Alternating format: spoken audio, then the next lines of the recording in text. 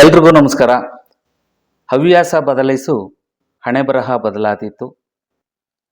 ದೃಷ್ಟಿ ಬದಲಾಯಿಸು, ದೃಶ್ಯ ಬದಲಾದೀತು. ದೋಣಿ ಬದಲಾಯಿಸಬೇಕಾಗಿಲ್ಲ, ದಿಕ್ಕು ಬದಲಾಯಿಸು ಸಾಕು, ದಡ ಸಿಕ್ಕೀತು ಅಂತ. ಇದನ್ನು ಕನ್ನಡದ ಶಾಯರಿ ಕವಿ ಅಸಾದುಲ್ಲಾ ಬೇಗ್ ಇವರು ಹೇಳಿರುವಂಥ ಒಂದು ಮಾತು.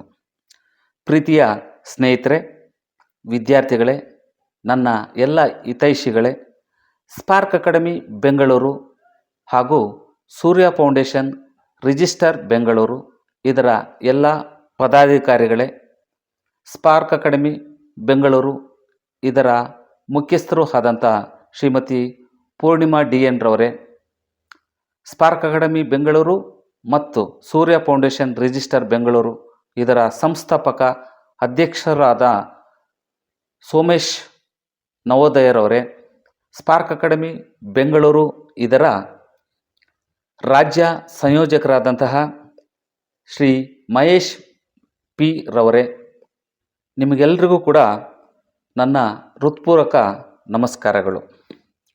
ನಾನು ಮಣಿಕಂಠ, ಸಹಾಯಕ ಕುಲಸಚಿವರು, ಅರಣ್ಯ ಮಹಾವಿದ್ಯಾಲಯ ಪೊನ್ನಂಪೇಟೆ, ಕೊಡಗು ಜಿಲ್ಲೆ ಹಾಗೂ ತರಬೇತುದಾರ, ಅದರಲ್ಲೂ ವ್ಯಕ್ತಿತ್ವ ವಿಕಸನ ತರಬೇತುದಾರನಾಗಿ ನಿಮ್ಮ ಮುಂದೆ ಇವತ್ತು ಬಂದಿದ್ದೇನೆ. ಆತ್ಮೀಯರೇ, ನಾನು ಈ ವ್ಯಕ್ತಿತ್ವ ವಿಕಸನ ತರಬೇತಿಯನ್ನು ನನ್ನ ವೃತ್ತಿ ಬದುಕಿನ ಜೊತೆಗೆ ಮಾಡ್ತಾಯಿದ್ದೀನಿ. ಮಾನವ ಸಂಪನ್ಮೂಲ ಅಭಿವೃದ್ಧಿ ಮತ್ತು ವ್ಯಕ್ತಿತ್ವ ವಿಕಸನ ಇದನ್ನು ವಿದ್ಯಾರ್ಥಿಗಳಿಗೆ, ಯುವಜನತೆಗೆ ನಮ್ಮ ಬಿಡುವಿನ ವೇಳೆಯಲ್ಲಿ ಪಸರಿಸಬೇಕು. ನಾವು ಕೂಡ ಡೆವಲಪ್ ಆಗಬೇಕು, ಅಭಿವೃದ್ಧಿ ಆಗಬೇಕು. ಈ ನಿಟ್ಟಿನಲ್ಲಿ ಈ ವ್ಯಕ್ತಿತ್ವ ವಿಕಸನ ತರಬೇತಿಯನ್ನು ನಾನು ಆಯ್ಕೆ ಮಾಡಿಕೊಂಡಿದ್ದೀನಿ.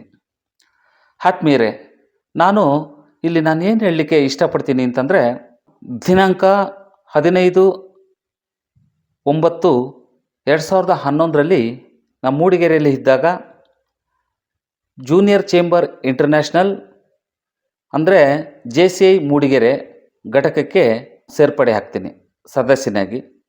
ಇದು ಒಂದು ವ್ಯಕ್ತಿತ್ವ ವಿಕಸನ ಸಂಸ್ಥೆ ಹಾಗೂ ಸಾಮಾಜಿಕ ಸಂಸ್ಥೆಯಾಗಿ ಕಾರ್ಯನಿರ್ವಹಿಸ್ತಿದೆ.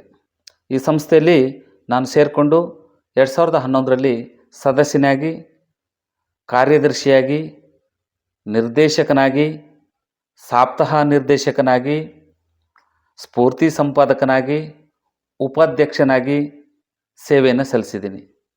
2011ರಿಂದ ಪ್ರಸ್ತುತ ದಿನದವರೆಗೆ ಸುಮಾರು 15 ವರ್ಷಗಳ ಕಾಲ ವ್ಯಕ್ತಿತ್ವ ವಿಕಸನದ ಸಂಸ್ಥೆಯೊಂದಿಗೆ ಒಡನಾಟವನ್ನು ಇಟ್ಕೊಂಡಿದ್ದೀನಿ.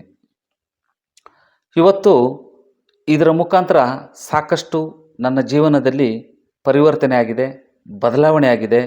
ವ್ಯಕ್ತಿತ್ವ ವಿಕಸನವನ್ನು ನಾನು ನನ್ನ ಜೀವನದಲ್ಲಿ ಅಳವಡಿಸ್ಕೊಂಡಿದ್ದೀನಿ. ಇದ್ರ ಜೊತೆಗೆ ಈ ಸಂಸ್ಥೆಯಿಂದ ಅನೇಕ ವ್ಯಕ್ತಿತ್ವ ವಿಕಸನ ತರಬೇತಿಗಳು ನನಗೆ ಸಿಕ್ಕಿದೆ. ಅದರಲ್ಲಿ ನನಗೆ ಸಿಕ್ಕಿರುವಂಥ ಪ್ರಮುಖ ತರಬೇತಿಗಳು ಅಂತಂದರೆ ಸ್ಪೀಚ್ ಕ್ರಾಫ್ಟ್, ಸಾರ್ವಜನಿಕ ಭಾಷಣ ಕಲೆ, ಸಂಸದೀಯ ವ್ಯವಹಾರ ತರಬೇತಿ ಅಂದರೆ ಪಾರ್ಲಿಮೆಂಟ್ ಪ್ರೊಸೀಜರ್, ಜೊತೆಗೆ ಟೈಮ್ ಮ್ಯಾನೇಜ್ಮೆಂಟ್, ಸಮಯ ನಿರ್ವಹಣೆ ಅಂತಂತೀವಿ, ಗೋಲ್ ಸೆಟ್ಟಿಂಗ್, ಉನ್ನತ ಗುರಿ ಮತ್ತು ಸಾಧನೆ, ನಾಯಕ ತರಬೇತಿ, ಈ ರೀತಿ ಅನೇಕ ತರಬೇತಿಗಳನ್ನು ಈ ಸಂಸ್ಥೆ ಮುಖಾಂತರ ಪಡ್ಕೊಂಡಿದ್ದೀನಿ. ನಾನು ಮೂಡಿಗೆರೆಯಿಂದ ಅರಣ್ಯ ಮಹಾವಿದ್ಯಾಲಯ ಪೊನ್ನಂಪೇಟೆಗೆ ವರ್ಗಾವಣೆ ಆದ ಮೇಲೆ ಹೇಗೋ ಈ ವಾಟ್ಸಪ್ ಮುಖಾಂತರ ಈ ಸ್ಪಾರ್ಕ್ ಅಕಾಡೆಮಿ ಬೆಂಗಳೂರು ಇದರ ಸಂಪರ್ಕಕ್ಕೆ ನಾನು ಸಿಗ್ತೀನಿ. ಈ ಸಂದರ್ಭದಲ್ಲಿ ನನಗೆ ಈ ಸ್ಪಾರ್ಕ್ ಅಕಾಡೆಮಿ ಬೆಂಗಳೂರು ಇದರ ಸಂಪರ್ಕಕ್ಕೆ ಸಿಕ್ಕಿದ ಮೇಲೆ ಇಲ್ಲಿ ನಾನು ಮಾತೆಂಬ ಜ್ಯೋತಿರ್ಲಿಂಗ ಎಂಬ ಕಾರ್ಯಕ್ರಮಕ್ಕೆ ಸೇರಿಸ್ಕೊಳ್ತೀನಿ. ಇದು 5ನೇ ಬ್ಯಾಚಿನ ಕಲಿಕಾರ್ಥಿಯಾಗಿ ಈ ಸಂಸ್ಥೆಗೆ ಸೇರ್ತೀನಿ. 60 ದಿನಗಳ ಆನ್ಲೈನ್ ತರಬೇತಿಯನ್ನು ಪಡ್ಕೊಂಡು ಈ ತರಬೇತಿಯಿಂದ ಗುಣಮಟ್ಟವಾಗಿ ಇನ್ನಷ್ಟು ಬದಲಾವಣೆಯೊಂದಿಗೆ ಹೊರಬರ್ತೀನಿ. ಆ ನಂತರ ಇದೇ ಸಂಸ್ಥೆ ಸ್ಪಾರ್ಕ್ ಅಕಾಡೆಮಿ ಬೆಂಗಳೂರು ಮೈಸೂರಿನಲ್ಲಿ 2025 ಮೇ ತಿಂಗಳಿನಲ್ಲಿ ನುಡಿಗೋಪುರ ಎಂಬ 3 ದಿನ ಆಫ್ಲೈನ್ ತರಬೇತಿಯನ್ನು ಇಟ್ಟಿತ್ತು. ಅದಕ್ಕೂ ಕೂಡ ನಾನು ಭಾಗವಹಿಸಿದೆ. ಇಲ್ಲಿ ಇನ್ನಷ್ಟು ಬದಲಾವಣೆಗಳಾಯಿತು. ಸಾಕಷ್ಟು ತರಬೇತುದಾರರ ಪರಿಚಯ ಆಯಿತು. ಜೊತೆಗೆ ನಾನು ಕೂಡ ಸಾಕಷ್ಟು ವ್ಯಕ್ತಿತ್ವ ವಿಕಸನದ ಅನೇಕ ತರಬೇತಿಗಳನ್ನು ಇಲ್ಲಿ ಪಡ್ಕೊಳ್ತೀನಿ. ನಂತರ ಈ ತರಬೇತಿಯ ನಂತರ ಹಲವಾರು ತರಬೇತುದಾರರ ಒಂದು ಸಂದರ್ಶನವನ್ನು ಕೂಡ ಮಾಡ್ತೀನಿ. ಇದಕ್ಕೂ ಕೂಡ ಸ್ಪಾರ್ಕ್ ಅಕಾಡೆಮಿ ನನಗೆ ಅವಕಾಶವನ್ನು ಕಲ್ಪಿಸಿಕೊಡುತ್ತೆ.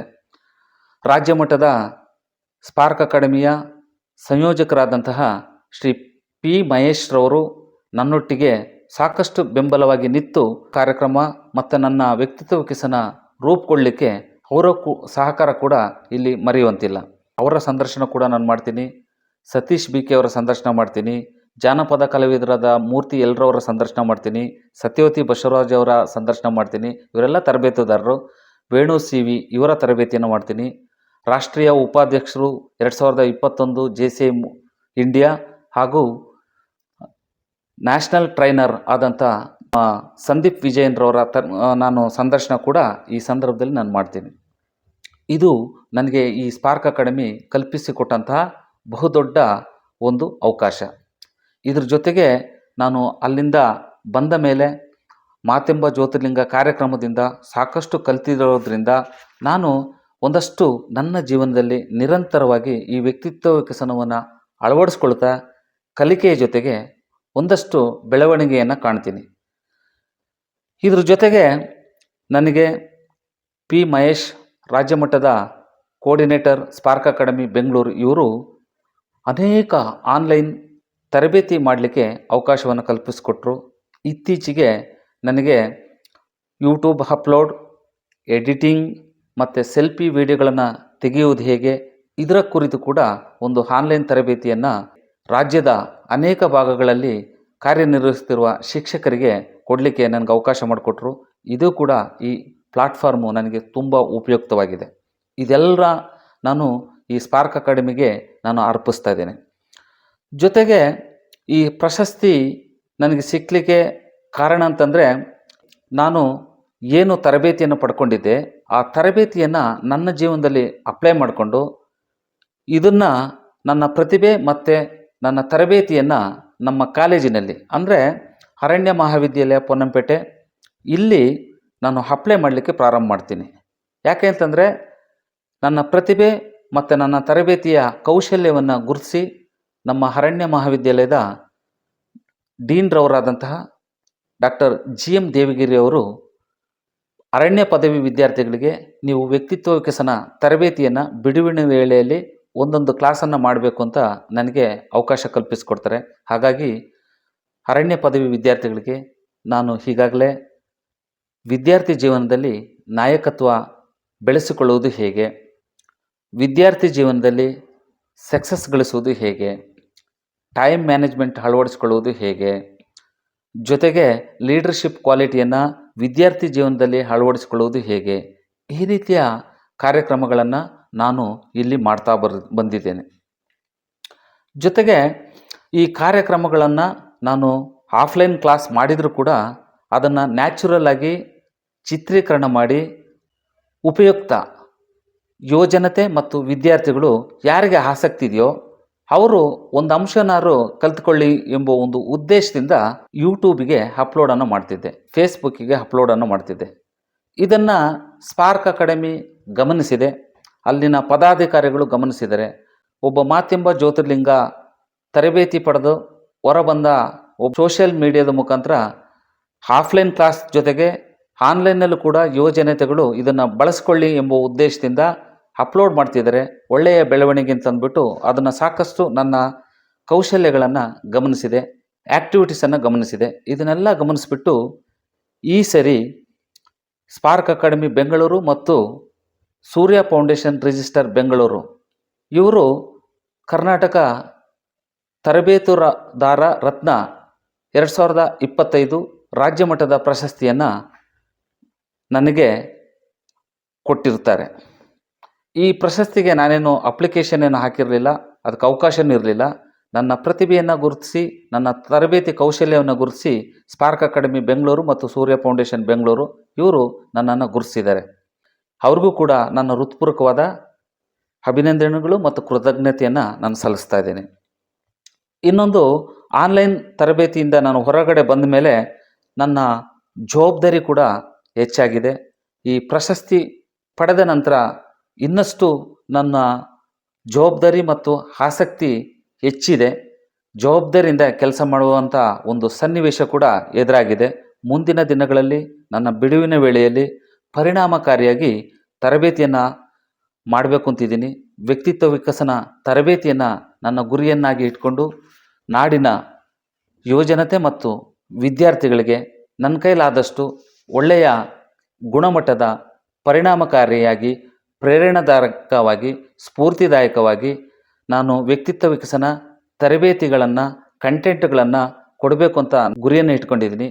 ಇದು ನೀವು ಕೂಡ ಸಹಕಾರ ಮಾಡ್ತೀರಾ ಅಂತ ಅಂದ್ಬಿಟ್ಟು ನಾನು ಭಾವಿಸಿದ್ದೀನಿ. ಯುವಜನತೆ ಮತ್ತು ವಿದ್ಯಾರ್ಥಿಗಳಲ್ಲಿ ಕೌಶಲ್ಯವನ್ನು ಕಲಿಸುವುದರ ಜೊತೆಗೆ ಅವರಿಗೆ ಕ್ವಾಲಿಟಿ ವ್ಯಕ್ತಿತ್ವವನ್ನು ಇಂಪ್ರೂವ್ಮೆಂಟ್ ಮಾಡಿಕೊಳ್ಳಿಕ್ಕೋಸ್ಕರ ಆತ್ಮವಿಶ್ವಾಸವನ್ನು ತುಂಬಿಸುವ ದೃಷ್ಟಿಯಿಂದ ಅವರ ಪರಿವರ್ತನೆಗೆ ನಾನು ಸಹಕರಿಸಬೇಕು, ಈ ತರಬೇತಿ ಮುಖಾಂತರ ಮಾಡಬೇಕು ಅಂತ ನಾನು ಅಂದ್ಕೊಂಡಿದ್ದೀನಿ. ಏನಿದೆ ಆ ಕನಸನ್ನು ನನಸು ಮಾಡುವ ಸಲುವಾಗಿ ನಿರಂತರವಾಗಿ ಕಲಿಯಲು ಪ್ರೋತ್ಸಾಹಿಸಲು ಈ ಚಿಂತನೆಯೊಂದಿಗೆ ನಾನು ಈ ತರಬೇತಿಯ ಕ್ಷೇತ್ರಕ್ಕೆ ಇಳಿದಿದ್ದೇನೆ. ವೀಕ್ಷಕರಿಗೆ ನನ್ನ ಧನ್ಯವಾದಗಳು. ನನ್ನ ವ್ಯಕ್ತಿತ್ವ ವಿಕಸನ ನನ್ನ ಮಾಹಿತಿಯನ್ನು ಆಲಿಸಿದ ನಿಮಗೆಲ್ಲರಿಗೂ ಮತ್ತೊಮ್ಮೆ ಧನ್ಯವಾದಗಳನ್ನು ಸಲ್ಲಿಸ್ತಾ, ನಿಮ್ಮ ಪ್ರೀತಿ ಮತ್ತು ಪ್ರೋತ್ಸಾಹ ನಿರಂತರವಾಗಿ ಹೀಗೆ ಮುಂದುವರಿಲಿ. ಜೊತೆಗೆ ಈ ಯಶಸ್ಸು ಅನ್ನೋದು ಕೇವಲ ವೇದಿಕೆ ಮೇಲೆ ಪ್ರಶಸ್ತಿ ಪಡೆಯುವುದಲ್ಲ. ಯಶಸ್ಸು ಅಂತಂದರೆ ನಿಮ್ಮ ಜ್ಞಾನದಿಂದ, ನಿಮ್ಮ ಕೌಶಲ್ಯದಿಂದ ಇನ್ನೊಬ್ಬರ ಬದುಕಿನಲ್ಲಿ ಮತ್ತು ನೀವು ಸಕಾರಾತ್ಮಕವಾಗಿ ಬದಲಾವಣೆ ಆಗುವ ಒಂದು ಕೌಶಲ್ಯವನ್ನು ಕಲಿಸುವಂಥದ್ದೇ ಈ ತರಬೇತಿ. ಯಾವಾಗಲೂ ಕಲಿಯುವ ಮನೋಭಾವ ಬೆಳೆಸ್ಕೋಬೇಕು. ಸವಾಲುಗಳನ್ನು ಕಂಡಾಗ ಎದೆಗುಂದದೆ ಮುನ್ನಡಿಬೇಕು. ಅವುಗಳ ಜೊತೆಗೆ ನಮ್ಮ ಬೆಳವಣಿಗೆಗೆ ಅವಕಾಶವಾಗುವಂಥ ಎಲ್ಲ ರೀತಿಯ ಅವಕಾಶಗಳನ್ನು ನಾವು ಬಳಸ್ಕೋಬೇಕು. ನಿರಂತರವಾಗಿ ನಾವು ಪ್ರತಿನಿತ್ಯ ಕೂಡ ಹಾರ್ಡ್ ವರ್ಕು ಕೌಶಲ್ಯಗಳನ್ನು ಇವತ್ತಿನ ಜಾಗತಿಕ ಪ್ರಪಂಚಕ್ಕೆ ಯಾವ ರೀತಿ ನಮಗೆ ಒಂದು ಟ್ರೆಂಡಿಗೆ ನಾವು ಮುನ್ನಡೀತಾ ಯುವಜನತೆ ಮತ್ತು ಈ ವಿದ್ಯಾರ್ಥಿಗಳಿಗೆ ಮೋಟಿವೇಟ್ ಆಗಿ ಬದಲಾವಣೆಯ ತರುವ ನಿಟ್ಟಿನಲ್ಲಿ ಕೌಶಲ್ಯವನ್ನು ಕಲಿಸ್ಕೊಡ್ಬೇಕಾಗಿದೆ. ಈ ತರಬೇತು ರತ್ನ ಅನ್ನೋದು ಕೇವಲ ಟೈಟಲಿಗೆ ಮಾತ್ರ ಅಲ್ಲ, ಇದು ನಮ್ಮ ನಿಜ ಜೀವನದಲ್ಲಿ ನಿರಂತರವಾಗಿ ಕಲಿಯಲು ಮತ್ತು ತರಬೇತಿಯನ್ನು ಮಾಡಲಿಕ್ಕೆ ಒಂದು ಉತ್ತೇಜನ ನೀಡುವಂತಹ ಒಂದು ಜೀವನಕ್ಕೆ ಬದಲಾವಣೆ ತರಲಿಕ್ಕೆ ಇದು ಬದ್ಧತೆಯನ್ನು ಒದಗಿಸಿಕೊಟ್ಟಿದೆ ಅಂತ ನಾನು ಆದರೂ ಭಾವಿಸಿದ್ದೀನಿ. ಮುಂದಿನ ದಿನಗಳಲ್ಲಿ ಇನ್ನಷ್ಟು ಅತ್ಯಾಧುನಿಕ ತಂತ್ರಜ್ಞಾನವನ್ನು ಬಳಸ್ಕೊಂಡು ವಿಧಾನವನ್ನು ಬಳಸ್ಕೊಂಡು ಕರ್ನಾಟಕದ ಯುವಜನತೆ ಮತ್ತು ವಿದ್ಯಾರ್ಥಿಗಳಿಗೆ ಒಳ್ಳೊಳ್ಳೆಯ ತರಬೇತಿಯನ್ನು ನನ್ನ ಕೈಲಾದಂತಹ ಬಿಡುವಿನ ವೇಳೆಯಲ್ಲಿ ಅಥವಾ ಅವಕಾಶ ಸಿಕ್ಕಾಗ ಮಾಡಬೇಕು ಅಂತ ಅಂದ್ಬಿಟ್ಟು ನನ್ನ ಗುರಿಯನ್ನು ಇಟ್ಕೊಂಡಿದ್ದೀನಿ. ಇದಕ್ಕೆ ತಕ್ಕಂಥ ಉತ್ಕೃಷ್ಟವಾದಂತಹ ವ್ಯಕ್ತಿತ್ವ ವಿಕಸನ ತರಬೇತಿ ಮತ್ತು ಅದರ ಜೊತೆಗೆ ಕೌಶಲ್ಯವನ್ನು ಕೊಡುವ ಒಂದು ಸೇವೆಯನ್ನು ನಾನು ಮಾಡಬೇಕು ಅಂತ ಅಂದ್ಬಿಟ್ಟು ಬದ್ಧನಾಗಿದ್ದೇನೆ. ಮತ್ತೊಮ್ಮೆ ಈ ಕರ್ನಾಟಕ ತರಬೇತುದಾರ ರತ್ನ ಪ್ರಶಸ್ತಿ 2025 ರಾಜ್ಯ ಮಟ್ಟದ ಪ್ರಶಸ್ತಿಗೆ ಆಯ್ಕೆ ಮಾಡಿದ ಸ್ಪಾರ್ಕ್ ಅಕಾಡೆಮಿ ಬೆಂಗಳೂರು ಮತ್ತು ಸೂರ್ಯ ಫೌಂಡೇಶನ್ ಬೆಂಗಳೂರು ಇದರ ಎಲ್ಲ ಪದಾಧಿಕಾರಿಗಳಿಗೆ ಧನ್ಯವಾದಗಳನ್ನು ತಿಳಿಸುತ್ತಾ, ಬುದ್ಧಂ ಶರಣಂ ಗಚ್ಚಾಮಿ, ಧರ್ಮಂ ಶರಣಂ ಗಚ್ಚಾಮಿ, ಸಂಘಂ ಶರಣಂ ಗಚ್ಚಾಮಿ ಅಂತ. ಅಂದರೆ ಯಾರು ಬುದ್ಧಿವಂತರಾಗಿರ್ತಾರೋ ಅವರನ್ನು ಎಲ್ಲರೂ ರಿಸೀವ್ ಮಾಡ್ಕೊಳ್ತಾರೆ ಅಂತ.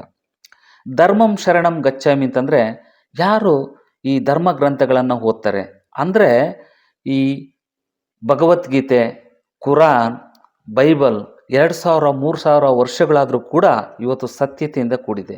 ಹಾಗಾಗಿ ಇದನ್ನು ಎಲ್ಲರೂ ಕೂಡ ಇಷ್ಟಪಡ್ತಾರೆ. ಈ ಧರ್ಮ ಗ್ರಂಥಗಳನ್ನು ಎಲ್ಲರೂ ಕೂಡ ಓದ್ತಾರೆ. ಧರ್ಮಗ್ರಂಥಗಳನ್ನು ಯಾರು ಓದ್ತಾರೋ ಸತ್ಯದ ಅಂಶಗಳನ್ನು ತಿಳ್ಕೊಳ್ತಾರೆ ಅಂತ. ಮೂರನೇದು ಸಂಘಂ ಶರಣಂ ಗಚ್ಚಾಮಿ ಅಂತ. ಇವತ್ತಿನ ಜಾಗತಿಕ ಪ್ರಪಂಚದಲ್ಲಿ ಒಳ್ಳೆಯವರ ಸಂಘವನ್ನು ನಾವು ಆಯ್ಕೆ ಮಾಡಿಕೊಂಡು ಅವ್ರ ಜೊತೆಗೆ ನಾವು ಸೇರ್ಕೋಬೇಕು ಅಂತ.